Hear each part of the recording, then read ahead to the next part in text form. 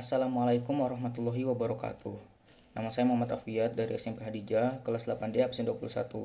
Saya akan mempresentasikan tentang pencegahan pergaulan bebas. Pencegahan merupakan nominal kata benda, proses, cara, perbuatan mencegah, pencegahan, penolakan. Misalnya, usaha pencegahan kemusnahan bahasa daerah sedang diseminarkan. Sedapat mungkin dilakukan pencegahan terhadap faktor yang menimbulkan komplikasi, menurut KBBI.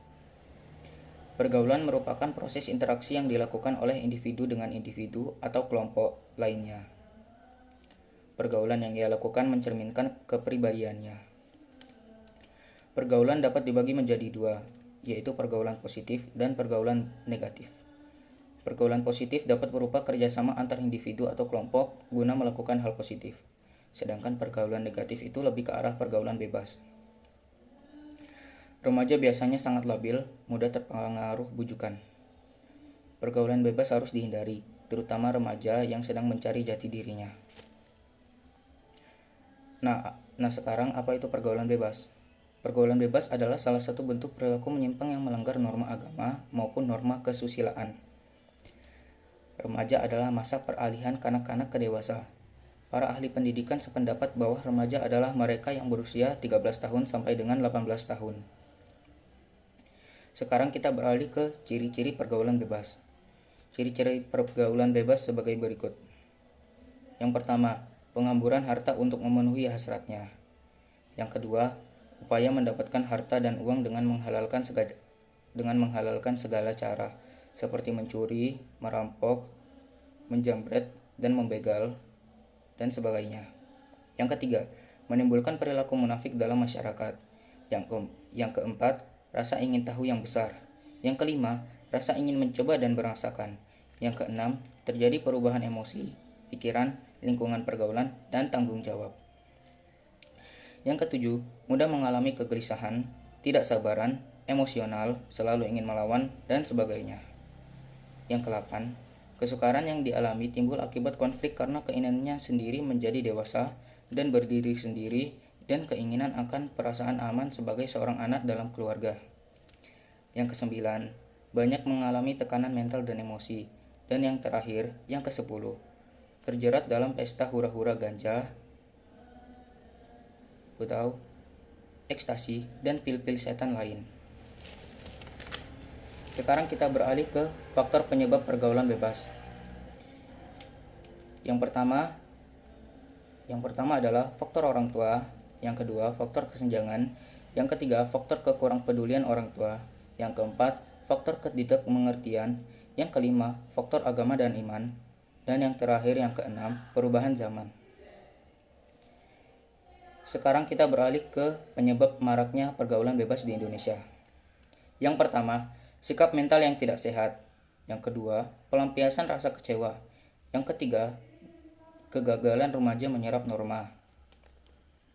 Sekarang kita beralih ke dampak pergaulan bebas. Yang pertama, seks bebas. Yang kedua, ketergantungan obat atau narkoba. Yang ketiga, menurunnya tingkat kesehatan. Yang keempat, merenggangnya hubungan keluarga. Yang kelima, menurunnya prestasi. Yang keenam, berdosa. Sekarang kita beralih ke solusi pencegahan pergaulan bebas. Solusi pertama adalah memperbaiki cara pandang. Solusi kedua, menjaga keseimbangan pola hidup. Solusi ketiga, jujur pada diri sendiri. Solusi keempat, memperbaiki cara berkomunikasi. Solusi kelima, perlunya remaja berpikir untuk masa depan.